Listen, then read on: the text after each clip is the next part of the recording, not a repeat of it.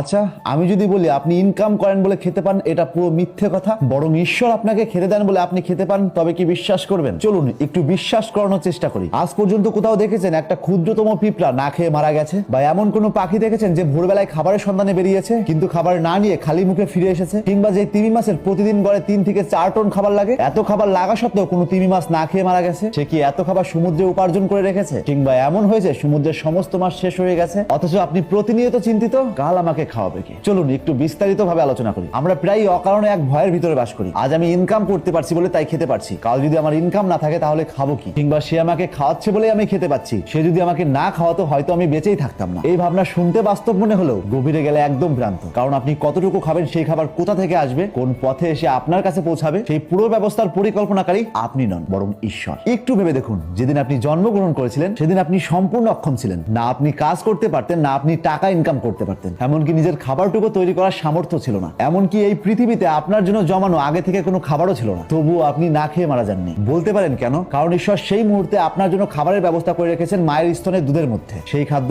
এতটাই নিখুঁত যা পান করলে সেই সময় আপনার জন্য কোনো এক্সট্রা পুষ্টির দরকার হয় না। সত্যি করে বলুন তো, সেই দুধ কি কেউ তৈরি করে রেখেছিলেন, নাকি আপনি তৈরি করেছেন? এখান থেকে বিষয়টি একদম পরিষ্কার। যখন আপনি একেবারে অক্ষম ছিলেন তখনই যদি ঈশ্বর আপনার দায়িত্ব নিয়ে থাকেন, তাহলে আজ আপনি হাঁটতে পারেন, আপনি চলতে পারেন, আপনি কর্ম করতে পারেন। এত কিছু করা সত্ত্বেও তখন কেন মনে করেন ঈশ্বর আপনার খাবারের দায়িত্ব নেননি? ঈশ্বর আপনাকে না খাইয়ে মেরে ফেলবেন? বিশ্বাস করুন, ঈশ্বর আপনার প্রতি দায়িত্ব ছেড়ে দেননি, তিনি শুধু নিয়মটা বদলে দিয়েছেন। এখন তিনি হয়তো আপনাকে খাবার হাতে তুলে দেন না, বরং সেই খাবার খুঁজে নেওয়ার সামর্থ্য দেন। আর সেই খোঁজার নামই কর্ম। কর্ম মানে এই নয় আপনি নিজেই রিজিকের স্রষ্টা। কর্ম হলো ঈশ্বরের পরিকল্পনার ভিতরে আপনার অংশটুকু পালন করা। খাবার ঠিকই তিনি আপনার জন্য নির্ধারণ করে রেখেছে, আপনাকে শুধুমাত্র সেগুলো কর্মের মাধ্যমে খুঁজে নিতে হবে। চলুন এই বিষয়ে বিভিন্ন ধর্মশাস্ত্র কি বলে। ইসলাম ধর্মের পবিত্র ধর্মগ্রন্থ কোরআনের সূরা আজ জারিয়াতের 58 নম্বর আয়াতে স্পষ্ট বলে, আল্লাহ তো রিজিক দাতা, মহাশক্তিধর, প্রবল পরাক্রান্ত। এখানে বলা হচ্ছে না তুমি কাজ করবে না, বরং বলা হচ্ছে কাজ করা মাধ্যম। রিজিক দেওয়ার ক্ষমতা আল্লাহর। অন্যদিকে পবিত্র কোরআনের সূরা হুদের 6 নম্বর আয়াতে স্পষ্ট বলে, পৃথিবীতে এমন কোন জীব নেই যার রিজিকের দায়িত্ব আল্লাহ নেননি। এখানে মানুষ চেষ্টা করে কিন্তু রিজিক নির্ধারণ করেন আল্লাহ। অন্যদিকে সনাতন ধর্মের পবিত্র ধর্মগ্রন্থ শ্রীমদ্ ভগবত গীতা 3 নম্বর অধ্যায় 14 নম্বর শ্লোকে স্পষ্ট বলে, অন্ন গ্রহণ করে প্রাণীরা জীবন ধারণ করে, বৃষ্টি হওয়ার ফলে অন্ন উৎপাদন হয়, যজ্ঞ অনুষ্ঠান করার ফলে বৃষ্টি হয়। আর আমরা সবাই জানি যজ্ঞ করা হয় ঈশ্বরের জন্য। অর্থাৎ এখান থেকে একদম স্পষ্ট, খাবারের আসল উৎস কোনো মানুষ নয়, বরং ঈশ্বর। আপনি হয়তো চাকরি করেন, ব্যবসা করেন এবং সেখান থেকে টাকা আসে, কিন্তু একটু ভেবে দেখুন,